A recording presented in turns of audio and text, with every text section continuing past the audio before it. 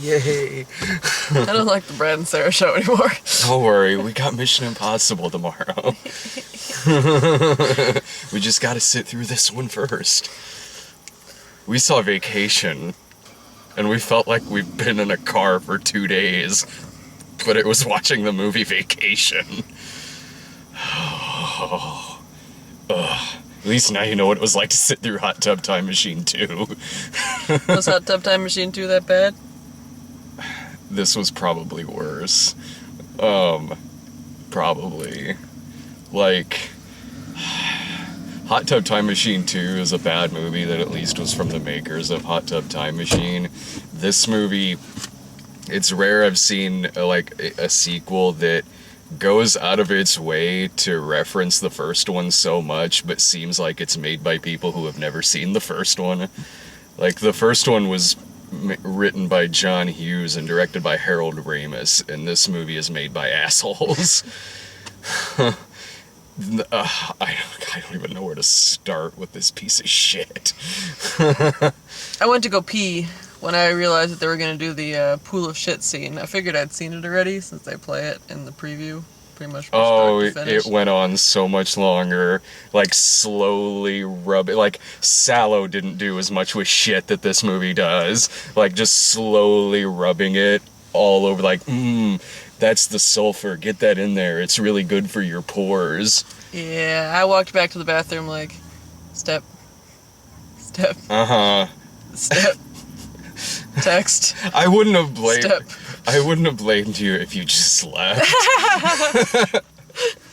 Like, if I hadn't walked out of a movie in 33 years of my life, this would be one to do it. If anyone walks out of this movie, I don't blame them, because this movie is... Not only is it the worst vacation movie ever, like, this movie makes Vegas Vacation look like European Vacation, and European Vacation was kinda bad, and this movie made that look like the good ones. Like, I don't know, at least the bad vacation movies like Vegas and European, at least they still kind of had their moments, because I love Chevy Chase, and he's in this movie for 5 minutes. He got a couple of the chuckles I got out of this movie. I had 2 laughs in this movie, and one of them was Chevy Chase for breezing that bed. Yeah, I chuckled at that too, and I liked the opening credit sequence. Oh yeah, the opening credit sequence was very funny. They played a bunch of like vacation pictures they'd found on the internet of people like, you know, falling off of a pier, or, you know, this kid with like snot running down his face, or... And that felt like tonally, that is the only part of this movie that tonally feels like the first one, is the opening credit sequence, because I mean it's still playing the Lindsey Buckingham song, and the first one in the opening credits is also showing vacation photos. So I was watching the opening credit sequence like, okay, this feels like a vacation movie, alright. And then the opening scene happens, which sets the tone for what is going to be the next 90 minutes of this film. Ed Helms is an airplane pilot, and his co-pilot is an old man, and he says, I'm going to go to the bathroom, Jeff, take over. And Jeff's like, sure. And so he goes outside like he's going to go to the bathroom, and his family stops him, and it's Colin Hanks. Yeah. And a lady and a little kid, and the little kid is, you know, precocious and adorable. He's like, I want to be a pilot someday. And so Ed Helms, like, crouches down like he's going to talk to him. And then the plane starts hitting turbulence, and he falls over on the woman's tits, into the kid's lap, face first, and then rips the lady's blouse down the front. Hijinks! That's the movie. That's the movie for 90 minutes. There are no jokes in it. It is either just let's have something awkward happen to Ed Helms and see him react to it, or let's have something gross happen to them and see them react to it. That's it. This movie is banking all of its laughs on just something gross or something awkward with absolutely no jokes at all. None. There's not a single joke in this goddamn fucking movie. The original movie had a couple raunchy moments in it, but nothing like finding a wad of pubic hair in the bottom of a sink and using it to wipe off blood from a mushroom-ridden toilet, or I mean, you know, bad shit happened to them in the first one, but it wasn't like that kind of meet the Fockers, Drink like, a pitcher of beer and then barf it all over an obstacle course. yeah. And yourself. It's funny because she's puking. Go to have sex on the four corners between Colorado and New Mexico. Oh my and the god, other that two. scene. And it turns out that there's already like 40 people there having sex, and so it's just like, just boobs and butts and old people and Speedos. Which, by the way, is a joke that, I mean, correct me if I'm wrong, but is a joke that doesn't even make sense, because 4 different guards from 4 states are all arguing that this movie is Cameo City. It's Nick Kroll. Nick Kroll, Michael Pena, Sweet D. Oh, God. And of course, fucking Tim Heidecker is in it. Because I was thinking in my head, like, this is one of the worst comedies I've seen since the Tim and Eric movie. Oh, there's that numbnuts. So it's the 4 of them, and this... They'll want to arrest them because they think they're in their jurisdiction. And But the 4 corners... I might be wrong, but isn't it technically not even in the actual 4 corners of the states? Oh, I have no idea. I don't think it is. I don't think it's that. So, regardless, even if it was, the joke is stupid. It's Yeah, this. you'd think they would have settled the jurisdiction issue, but they did it to be funny, and it wasn't funny. So No, it wasn't. The movie is a long line of very, very, very funny people showing up to bomb. That's it. It's set piece, set piece, set piece, set piece. Cameo, cameo, cameo, cameo. I like that guy. That's a funny guy. Let's watch him bomb for 5 minutes. The only cameo that came close to being mildly amusing was Charlie Day. yeah, he's like they go on a rafting trip, and Charlie Day shows up as their guide. And then he gets a call from his fiance, and his fiance breaks up with him, so he drives the boat into the rapids to kill himself with the family on board. And it's playing Nilsson's Without You over the soundtrack. Yeah, that was mildly funny. Mostly because Charlie was just sitting in the back with like a slight smile and a 12-mile gaze. Yeah, he was being Charlie. Yeah. Like, okay, there's that for a few minutes. And then they ruin it by showing at the end that he survives. Yeah. Like, oh, you fucking ruined a joke that wasn't that good, but it got a smirk out of me. Because he goes towards the waterfall, and the family jumps out and swims to safety and gets back to their car somehow. And then the raft goes off the edge. We kind of zoom back and you see like bouncing off of rocks, and the screaming stops suddenly after hitting this one rock. It's like, oh well, he did. Yeah. And they're trying. It was funny, like, before he got broken up with, too, because it seemed like he was doing a Brian impression. Kinda. I cannot recommend this to anything with eyes and ears and senses. This, if you love the first one, avoid it. If you like comedy, avoid it. If you like liking things, avoid it. Even if you like Misery, avoid it, because you'll then hate Misery. I can't speak to any of that, because I would never in a million years have thought I'd be the person to go to see this movie, except that literally no one else could. And you never saw the first because one, right? I never saw the first one. I saw Christmas Vacation, because That's you a guys good sat one. me down and made me watch it, but I don't like this kind of movie. The first one is not this kind of movie. So I just, nope. Unless Brad feels real mean that week, I'm not going to be at vacation. And here I am, and we left the theater, and Brad's like, this is so much worse than I expected it to be. And I'm like, this is exactly what I expected it to be. I didn't expect it to be good, but I didn't. I always forget that the worst thing to sit through is a bad comedy, and this is a terrible comedy, and it was miserable to sit through. Like, I was sitting there in all of my, like, positions that I was sitting in during Old Fashioned. I was just like, like, make it stop. propping my head up and making sure I don't fall asleep. Make it stop. It's like, and they are constantly reminding you of things that happened in the first movie, constantly referencing the first movie. And so you're, like, the car that they get at the end is... Enough from that car, yeah. Is the family truckster from the first one. when they say, let's actually experience the Grand Canyon, because we barely saw it in the first one, there's a funny gag in the first one where Clark loses one of his travel bags, and he needs to cash a check, but he's at this bank and they won't cash it for him because they would need to wait for the check to clear, and so he's like, damn it, and slams his hand on the thing, and then the register just ding opens up, and he's and just grabs a bunch of money out of it and runs out. And when he runs out there in front of the Grand Canyon, he's like, kids, come on, let's go. Like, Clark, don't you want to see the Grand Canyon? He's like, okay. Looks at it for like 5 seconds, like, all right, let's go. And they pull off. Like, the first one had like, you know, bad things happening to them.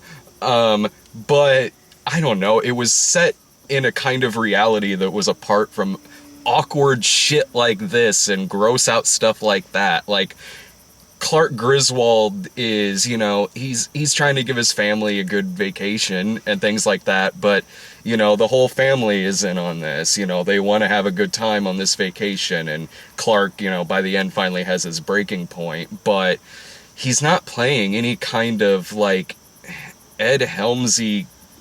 His family never watches him accidentally murder a cow with a four-wheeler. You know, well, hang on. There is one thing that happens in the first one, and I'm gonna describe this, and it's gonna sound horrifying, but it's actually funny in the movie.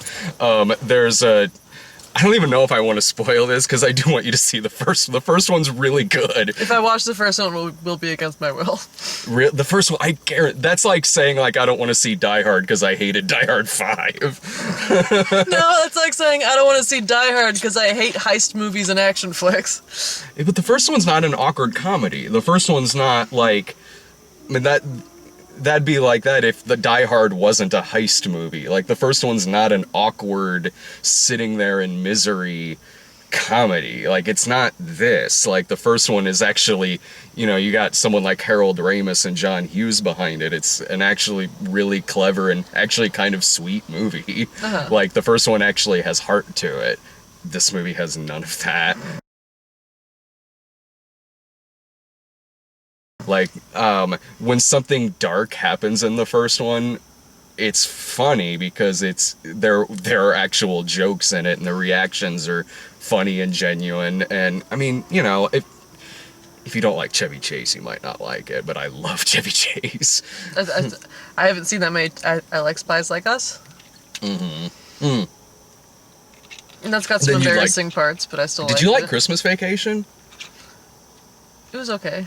Then you'd like the first one. It's like, the first Vacation is like a little, like, it's more R-rated. Not this kind of R-rated, but it's more like, in that, like, there's a scene with nudity in it, and like, Clark says fuck a couple of times in the first one. Not because Clark finds, like, a pile of shit on the ground and smears himself with it.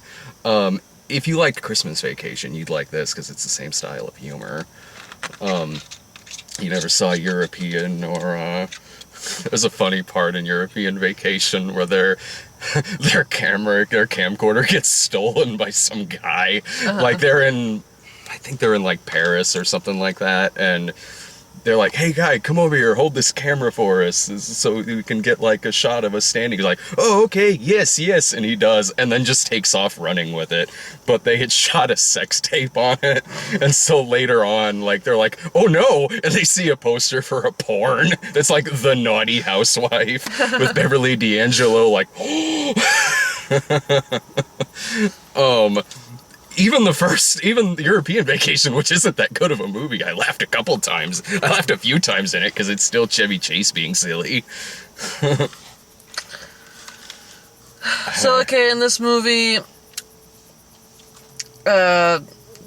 the dad explains to his son that a rim job is when two people kiss on the lips with their mouths shut. Why did he have a problem with that for all they're worth? He was about to explain to him what a glory hole is. Like, why would he not know what a rim job is? Yeah, and that's the thing about this movie too. If you don't like a joke in it, get ready, because they're gonna do it about 5 or 6 more times. Yeah, they milked that rim job joke. There was a truck driver that was chasing them across the country. They thought that they had pissed him off, but it turns out he just had her wedding ring. Oh my god, But it's Daryl! hilarity ensues when it turns out he's a rapist and a pedophile. And so they're like, okay, champ, bye. And that's one of the few jokes that got a smirk out of me. But when the kid's like, are you a rapist? And the guy's like, let's go! Yeah, it was Daryl from Walking Dead. Mm-hmm. This movie crashed my brain. I can't remember his name. Norman Reedus. Sweet. I got my brain back for 2 seconds. Love that. Awesome. Chris Hemsworth with a big prosthetic dick. It's funny because he's got a fake dick and he's going to stand there with it and it looks fake and it's really big and it's really funny. I don't know. If you ask our audience, they'll say it's hilarious. Yeah, the audience fucking ate this shit up. That's because we saw it with the Hangover 3 audience. But that was one of the laughs I got as Chris Hemsworth's character kept doing metaphors involving faucets. Just so we're like, baby, you're so pretty, you can make a hot water run out of a cold faucet. What's this deal with faucets? You're so gullible, you buy water from a faucet. Baby, you're making me hard as a faucet. What the fuck? What the fuck? I don't know. I mean, there's some areas in this movie where I can see a decent joke being made out of, like this insane car that they have. But the rest of the movie was so unfunny, I couldn't even muster myself to laugh at any of the shenanigans that were happening with the car. Like... There's like, it's from like... Czechoslovakia? I forget. Abyssinia. It's like, it's from like an Eastern European type country, and it's got like a little fob that's got like 20 different buttons on it, and they keep pressing buttons and wacky stuff happens. But they've shown a lot of those in the previews. Like there's one point where the car runs out of gas. They're like, oh, let's try the rocket ship, and so they press it, and all the windows explode. Mm-hmm. They're like, oh, okay, well, let's try the muffin, and they press the muffin button, and the car starts up, and they're like, yay, and the car takes off down the street and explodes. Mm-hmm. They never did the swastika button, though. Yeah, no, I wonder what the swastika button did. Depends on the kind of swastika. It could have brought him good luck. Yeah, he was a backwards swastika. Yeah. Had Ron Livingston in it for no other reason than to have a bad guy. For the opening scene and the ending scene. He was Why? like the international pilot, all cool and suave and mean for no reason. Why did this movie need a bad guy? The first one didn't have a fucking bad guy. None of the other movies. And it's like, yay, Ron Livingston, I haven't seen you in forever. Oh no. Yeah, he's just, it's a long line in all of the cameos in this movie where we're supposed to laugh just because it's somebody we recognize. That's it. Just because it's somebody we recognize, and it's supposed to be funny. I'm just listing off the things that happened in the plot that I hated. Well, then we might as well just do a live script reading right now. The two little boys, the one little brother is just a complete sociopathic jerk to his older brother. He like tries to murder him with a plastic bag at one point, and they bring it back as a joke later on. Like, remember that time you tried to murder your brother? This is really coming in handy for this fist fight with Ron Livingston. That little brother was probably my favorite character in this movie. Why? I don't know, because I hated everybody else, and the little brother was like, okay, well, I haven't really seen it with a bully as the little brother, and the kid did have a lot of energy. Like, he delivered his lines with some pure hatred. He was a good actor. Mm-hmm. And that was one of the few things in this movie that made me laugh, is when the big brother finally had enough and pushed him over and was trying to bully him back, and all he had was like ruffling his ears and like bleebling his lips, and the little brother's like, this is weird, fine, I'll stop. Yeah. Fuck this movie. And the older brother had a love interest, again for no reason whatsoever. And kept going for no reason. Like, why is she still interested in him? He just said he was going to give her a rim job, and she was grossed out by it, and she's still interested in him. Still friended him on Facebook. Oh, God. Speaking of, like, it's just one of those movies where from the beginning you know the style of humor that it's going for, and you know it's going to continue like it, and you know it's never going to change, because right after the stupid awkward shit on the plane is that dumbass fucking dinner they have with their neighbors where the one wife is just being a snot because Christina Applegate didn't like her pictures on Facebook. And it goes on and on and on. It was on Instagram.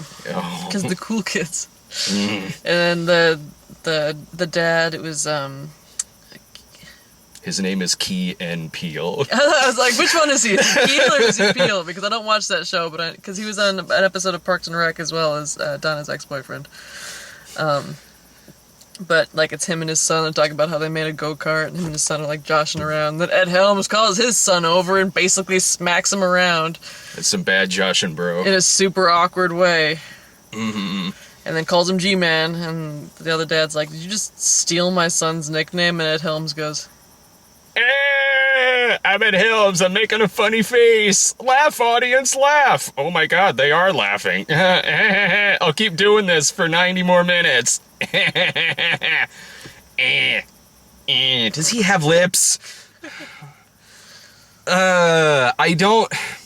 It's not that I dislike Ed Helms. I've liked Ed Helms just fine in other movies, but Ed Helms is not the kind of actor who can elevate material based on his own reactions to things or charisma. I agree completely.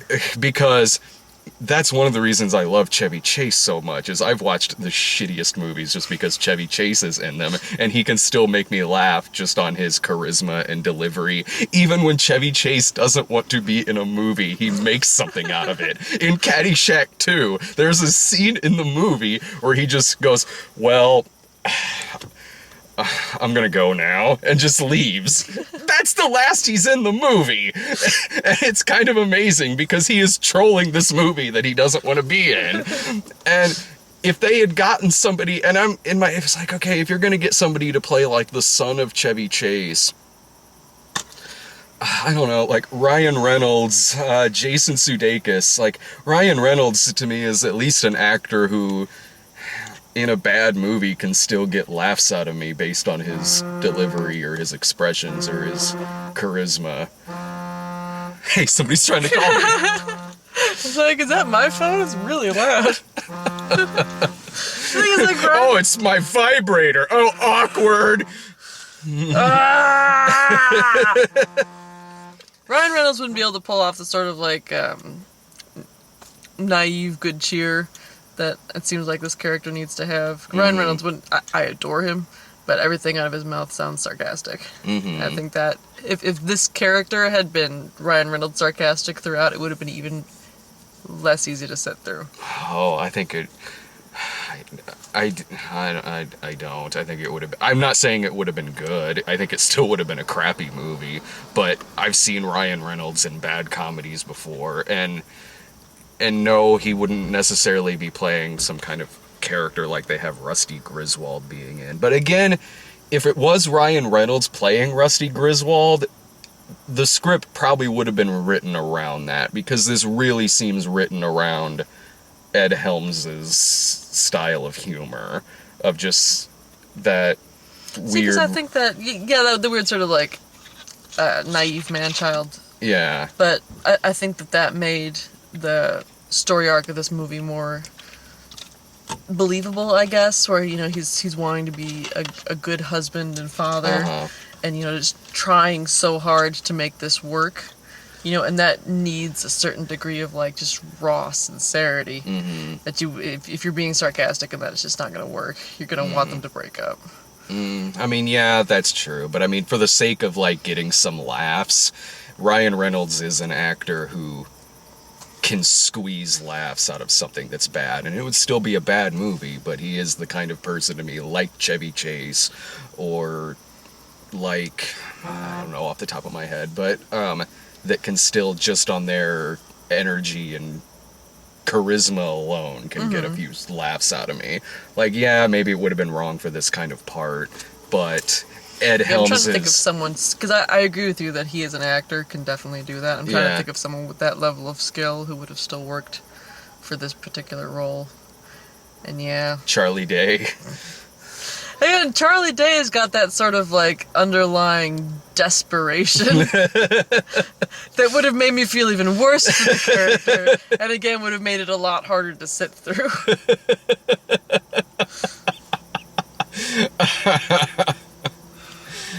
they kind of try doing to like the 21 Jump Street thing where they use a lot of meta humor in this. Mm-hmm. Maybe not to the extent of something like 21 Jump Street, but I had the whole speech where it's like, even if you're not familiar with the original Vacation, this Vacation will still stand on itself. No, it won't. No, it won't. Whether you're familiar or not with the first Vacation, what he is saying is a lie. This is not the kind of movie where your tagline needs to be what could go wrong. Turns out this could go wrong. Yes, everything about this movie is lazy. Even the poster. We zinged him. Literally, though, the original poster is beautiful. It's like this epic, like, fantasy movie looking poster that looks like, like Beastmaster or something. Uh-huh. This poster's just like, I don't know, Ned in Photoshop did this for like, it took him 5 minutes. This is at the end of the year, this will be on my list of worst movies of the year. Like, yeah, it pisses me off because I love the first one so much. Even if I didn't see the first one, this movie would still suck. Oh, I assure you. I don't know, Brad. I think you're just being extra hard on this because like, people need to take all the anger they had towards Pixels and put it towards this. This was so much worse than Pixels. Yes. I would watch Pixels again before I would watch this piece of shit. I would too. I would watch Saving Christmas again before I'd watch this piece of shit. Oh, well, yeah. Lord, yes. Well, we need to watch Saving Christmas again so I can show you the goddamn rap scene exactly after the credits so you guys stop thinking that I'm making this shit up. Hell yeah, we need to have a Saving Christmas night. I mean, god damn it, Pixels is not good at all. It is so not. I don't recommend that movie. But it was sit-throughable. It is This was only sit-throughable because I knew I had to come out and do this. yeah, because, like, we have to talk about it in a car afterwards. This is, I don't care what medium you're watching this on, whether it's Netflix or, like, fucking, like, Comedy Central, Too Hot for Humans, whatever. Fucking skip this piece of shit. Watch even the worst other vacation movies before this. Watch Vegas Vacation before this. Watch even Chevy Chase movies that are awful. Watch Nothing But Trouble before you see this, which has a gag in it that Dan Aykroyd's nose is a dick. It's not a very good movie. Is it like an actual dick? Like they made a dick prosthesis? Yeah, and put it on his nose. Uh-huh. Cause... Is it strange? My first question is, was it circumcised? Yes. Yeah. Okay, now I'm picturing it. That movie is so weird. It's bad, but it's the only movie that Dan Aykroyd ever directed, and it's like Chevy Chase is on a vacation with Demi Moore and Taylor Negron, and I can't remember the other woman, but they get pulled over in the middle of nowhere by John Candy and get sent to this courthouse that's just a horror show. Like, it's like this gross out horror kind of comedy because they're trapped in there and there's these mutants in a junkyard, and John Candy plays his own twin sister who that always goes well. Judge Dan Aykroyd is in just gross old man makeup, and they serve hot dogs at one point, and it's clear it's supposed to be human, I think, and it's so weird. My mom took me to see this in the theater, like in 1991 or whenever it came out. It's one of the movies she took you out of class to go see with her? No, we saw it like on a weekend when it came out, and like, both of us are just like, so weird. Like, what is this? This is gross, but I've not seen anything like it. I'll give it that. It's like if Dan Aykroyd made a 70s drive-in horror movie and put his comedian friends in it. Like, it's... I'm proud of myself because I know who Taylor Negron is. Taylor Negron was awesome. Well, look, I was telling you in the Trainwreck review that I was listening to that John Mulaney interview, and he was talking about how when he used to write for that character for Bill Hader, one of the times he made him laugh was one of the jokes was about Taylor Negron. Yeah. So right before Bill Hader went on stage, he like had a picture printed off of Taylor Negron and wrote, "Dear Bill, thanks for never making fun of me. Love, Taylor Negron." That's awesome. I love Taylor Negron. He's one of my favorite 90s villains. Remember him in Last Boy Scout with Bruce Willis? Vaguely. He was the main bad guy, and he's amazing. And he's like, "Hey there, Joseph. Better get here quick or I'm going to show your daughter what a hot date I am." And then he falls into a helicopter blade at the end of it. Bruce Willis dances a jig. Awesome movie. Oh my god. He's a final thought. See Last Boy Scout. Final thought, see Last Boy Scout, see Vacation. Or Last Boy Scout, or Nothing But Trouble, I guess. Dan Aykroyd's nose is a dick in that movie. Yeah, it's a dick.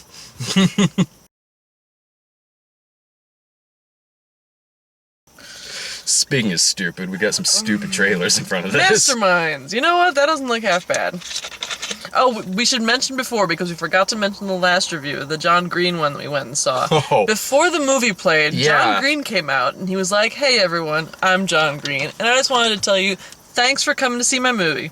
And when you see the credits roll at the end, remember that those are actual people who worked very hard at their jobs. Okay, Whoa, enjoy don't the give show." away the ending. And so we're sitting there like, what the fuck? What was that? Was so Why weird. is John Green thanking us for seeing his And movie? he's an energetic That fellow. bad? Like, He was looking like here, like for the entire thing, and it's very distracting to me when someone's talking to the camera but looking like over here at what's obviously cue cards and doesn't understand that, me as the Yeah. audience is here-ish. He had this weird energy where it was like he was talking like an 18-year-old but in the body of a 40-year-old. Like, it was odd. Like, at the end, he's like, he's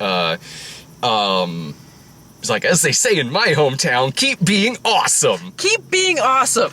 And Where the fuck is John Green from? yeah, and I'm like, this seems like something you would do in front of a movie you didn't like. Oh my god, thank you for actually being here. I didn't think Yes. you'd show up. Thank you so much. Which, You guys paid for my kitchen.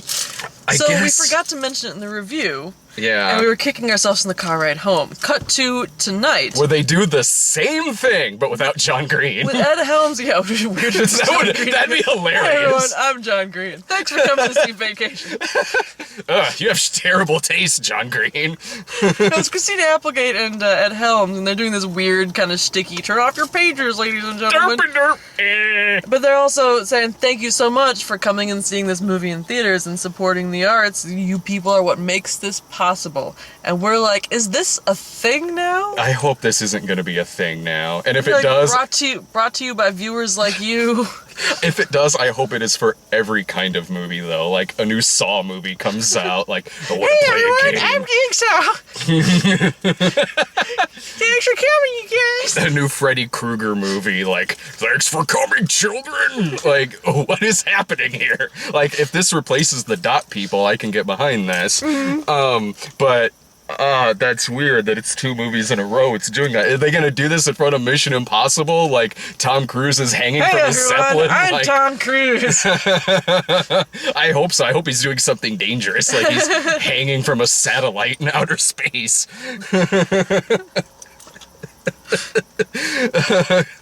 So anyway, we went and saw Masterminds, and they had we didn't go see Masterminds, we saw the preview for Masterminds, but after the preview they showed behind the scenes I of the hope preview, that doesn't become a thing.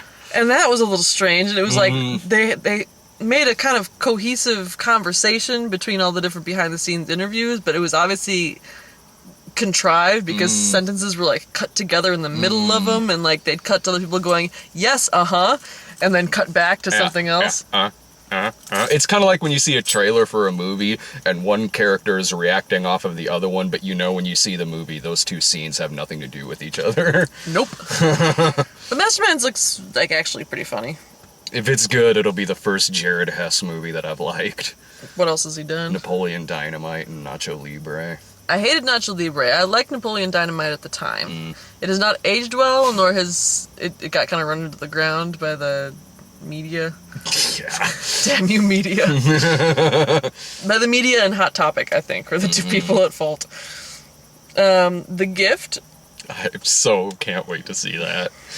Gordo. I meant to look up the name of that guy. God damn it. Which guy? The guy from Hair that I said Oh! he looks like. Yeah. Next time. I'll tell you Mission Impossible.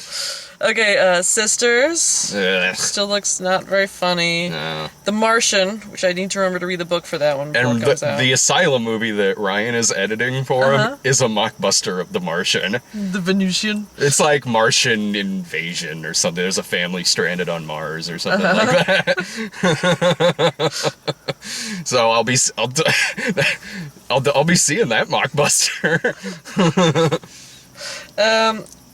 Point Break. Fuck that shit. This is the first time I've seen this trailer. Is it the first time you've seen it? No, I saw it when it went online. I was like, I'm curious. I don't think we need to be remaking movies where the lead of the original movie could still play the lead in this one. Keanu Reeves could still play Johnny Utah, But they're not like surfers.